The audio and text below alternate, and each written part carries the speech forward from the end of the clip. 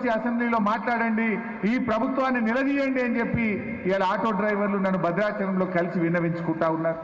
అంటే ఏంది ఇవాళ మార్పు అంటే 6 లక్షల మంది ఆటో డ్రైవర్లను రోడ్డు మీదకి తేవడమే మీరు తెచ్చిన మార్పా అని నేను అడుగుతా ఉన్నా. ఈరోజు నిజంగా మీకు ప్రేమ ఉంటే, చిత్తశుద్ధి ఉంటే ఈ ఆటో డ్రైవర్లకు నెలకు 10,000 రూపాయలు మీరు ఇచ్చి ఆటో డ్రైవర్లను కాపాడాలని చెప్పి ఈ ప్రభుత్వాన్ని నేను డిమాండ్ చేస్తా ఉన్నా. మార్పు మార్పు అన్నారు. మార్పు ఏంది? రైతు బంధు ఫిబ్రవరి నెల వచ్చినా రైతు బంధు పడకపోవడం మార్పా? ఎప్పుడన్నా కేసీఆర్ ఉండగా ఫిబ్రవరి దాకా రైతు బంధు పడకుండా ఉన్నాదే? ఇలా ఆనాడు కేసీఆర్ గారు పోడు భూములు ఇచ్చిండు, పోడు భూములకు పట్టాలు ఇచ్చిండు, ఉచిత కరెంట్ ఇచ్చిండు, రైతు బంధు డబ్బులు కూడా టైం మీద ఇచ్చింది ఆనాడు మన కేసీఆర్ గారు. ఇలా మీరు ఇప్పటికీ 2.5-3 ఎకరాల లోపే రైతు బంధు పట్టదు.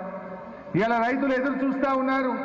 నాట్లు అయిపోయినాయి, కలుపులు తీస్తూ ఉన్నారు, మందు బస్తాలు కొనుక్కోవాలంటే కూడా ఇలా రైతులకు డబ్బులు లేనటువంటి పరిస్థితి ఉంది. మార్పు అంటే ఫిబ్రవరి నెల వచ్చినా రైతు బంధు వేయకపోవడమే మార్పా అని నేను అడుగుతా ఉన్నా. మార్పు అంటున్నారు. మేము కేంద్ర ప్రభుత్వం ఎంత ఒత్తిడి తెచ్చినా కృష్ణా నదీ పరివాహక ప్రాంతంలో ఉన్న ప్రాజెక్టులను ఆ రోజు మేము కేంద్రానికి అప్పచెప్పలే. కానీ మీరు నిన్న ఏం చేసిండ్రు? మొత్తం ప్రాజెక్టులన్నీ కేంద్ర ప్రభుత్వం చేతిలో పెట్టి ఇలా రాష్ట్రానికి అధికారం లేకుండా చేసిండ్రు. మీరు చేసిన పని వల్ల నాగార్జున సాగర్ ఎడమకాలు ఒక ఆయకట్టుకు నీళ్లు రాకుండా పోతాయి. మీరు చేసిన పని వల్ల మహబూబ్ నగర్, నల్లగొండ, ఖమ్మం, హైదరాబాద్కు తాగునీటి అవసరాల్లో ఇబ్బంది వచ్చేటువంటి అవకాశం ఉన్నది. ఇది ఎవరైనా అసలు ఒక ప్రభుత్వం చేసే పనేనా? మీరు ఉన్న ప్రాజెక్టులు ఢిల్లీ చేతిలో పెట్టి ఇవాళ మనం వాళ్ళ చేతుల్లో కీలుబొమ్మలుగా ఈ రాష్ట్రాన్ని మార్చినటువంటి ఘనత ఇవాళ కాంగ్రెస్ పార్టీది. ఇదేనా మార్పు అంటే? ఏం మార్పు తెచ్చింది మీరు? మాటలు ఎలా అంటే వాళ్ళు పునర్నిర్మాణం అంటున్నారు. తెలంగాణ పునర్నిర్మాణం అంటే ఏంది? తిట్ల పురాణమే తెలంగాణ పునర్నిర్మాణమా?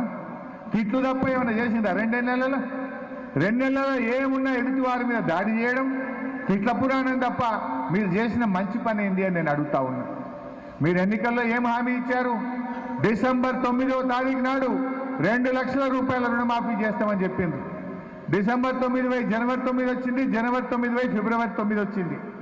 ఏకకాలంలో 2 లక్షల రుణమాఫీ ఈ పార్లమెంట్ ఎన్నికల లోపు మీరు చేయాల్సిందే అని చెప్పి కూడా మేము ఈరోజు డిమాండ్ చేస్తా ఉన్నాం.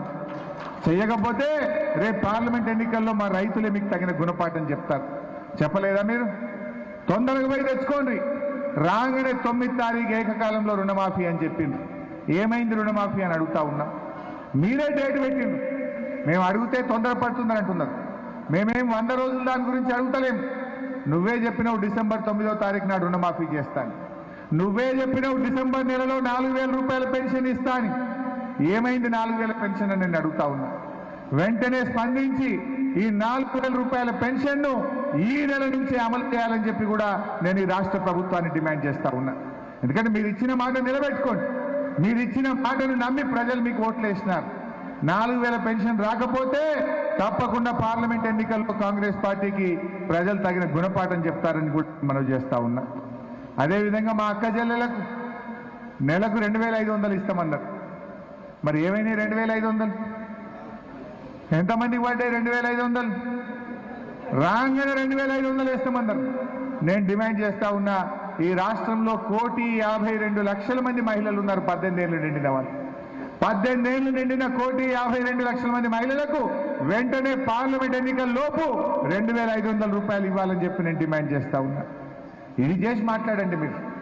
కానీ మీరు నోరు పెద్దగా చేయడం ద్వారానో